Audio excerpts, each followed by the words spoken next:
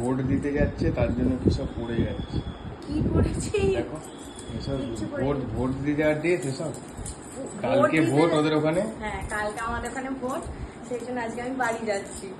আমি একটা নতুন শাড়ি পরেছি, এই শাড়িটা আমাকে গিফট দিয়েছে, এখান থেকেই গিফট পেয়েছি, কে দিয়েছে জানি না, কিন্তু শাড়িটা খুব সুন্দর। হ্যাঙ্গিং আমার এমনিই পছন্দ, আরো ভালো লাগছে। গরমের মধ্যে হালকা পাতলাই পরে যাওয়া ভালো। থ্যাংক ইউ বলো তাকে।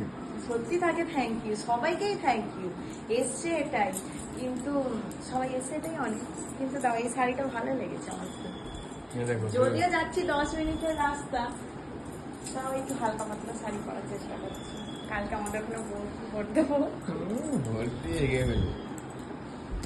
কি রে?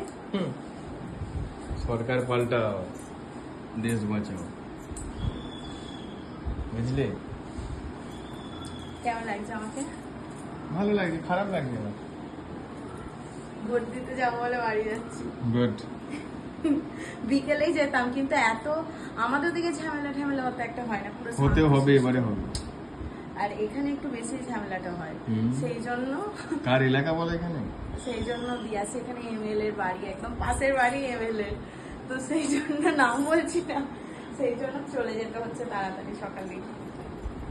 যাই